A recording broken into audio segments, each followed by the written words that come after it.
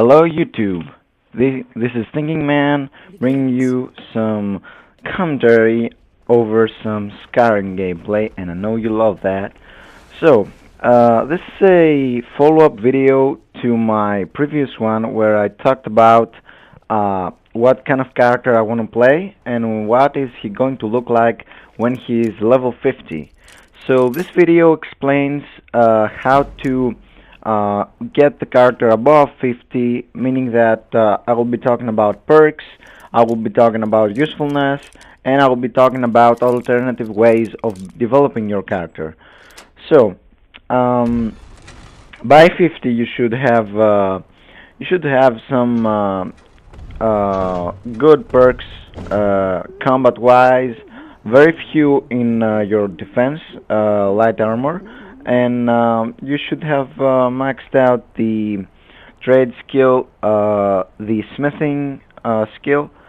So yeah, and the two trademarks of this class should be all maxed out: the sneak and the illusion, full leveled up and fully perked. And I mean all of the perks, not even one less. So yeah, over 50. The way you want to go is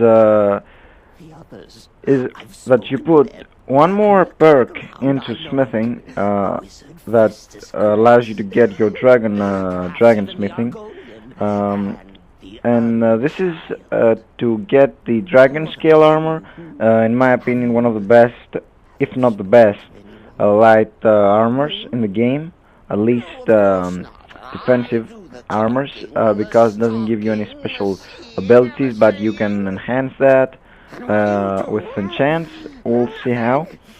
And then you put perks into light armor, and because this character is almost useless defensive wise, but you won't be needing any of the defensive perks, because your goal is not to play defense, not to have to play defense. Your goal is to one-shot every enemy you find without them seeing you.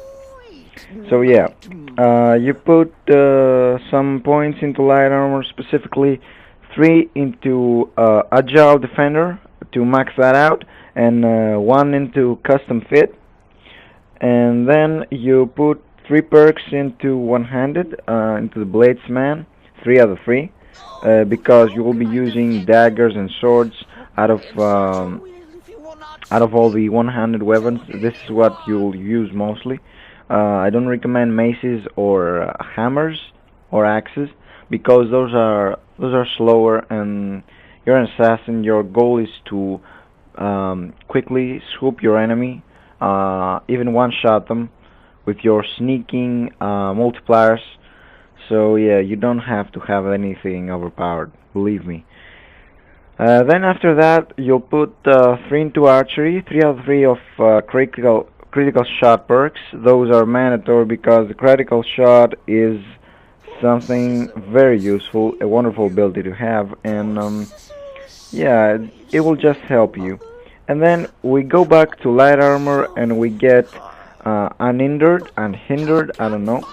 And Wind Waker, I think it is. Yeah, you want those 2 perks because those are useful too. And we're in the final stretch here. You go back to one-handed and get the Savage Strike and the Critical Charge abilities. Those are very useful if you're planning to do a lot of power attacks. And well, if someone detects you, you'd better.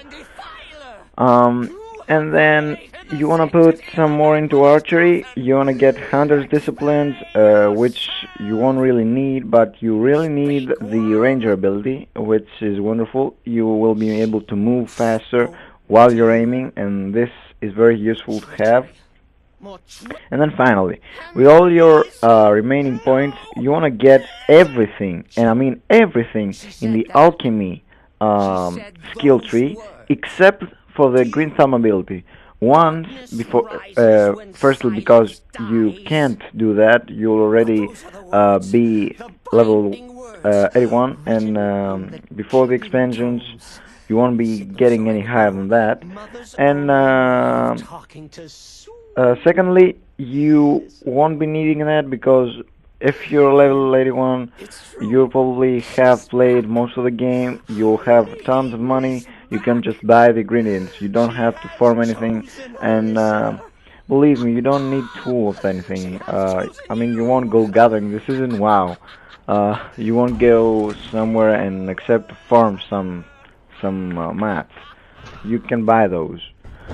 Um, and yeah, this is the fully built character. I think it's a lovely build because it's not OP. You can play uh, the hard difficulties with this without having any problems, and you won't be needing any glitches to do overpowered stuff.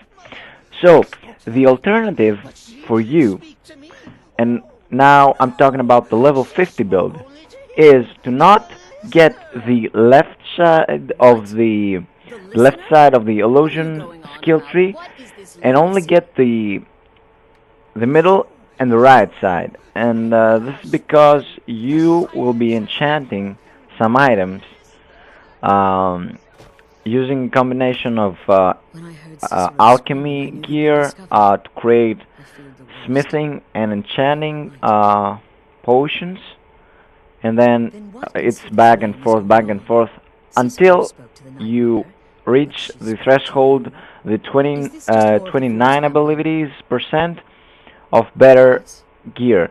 This requires you to have 100% alchemy, 100% enchanting, and if you plan to make your own gear, 100% smithing. So you won't be getting any of the left side illusion perks, and that saves you, I think, 3 or 4 points. Let's say 3, and you won't be getting any smithing perks.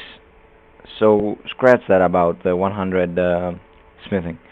Um, yeah, you will be putting those into the enchanting tree, and you will be getting only the middle side, 5 out of 5 into the starting perk. I believe it is enchanter. I don't remember. I don't have it in front of me right now. I don't have any script in front of me, so I can't tell you for sure. But yeah, and then you'll be getting everything you see until you reach the top, which is our main priority, the 2 enchantments per item perk. Those are very useful and um, extremely mandatory for you, because this character, if you build it that way, not the first, and not use the first build I talked to you about, um, you will be getting the Nightingale armor, the full set, and then you will be chanting some rings, some necklaces, and I believe gloves. You don't really need the gloves of the Nightingale armor, but I'm not really sure right now. I will be redoing that with video in a later part, well, very later part, and I'm going to explain to you how to do that exactly. So this is more of an OP perk and skill build. This is if you want to play the master difficulty, and yeah, I hope you enjoyed the commentary. I will be seeing you soon. Goodbye.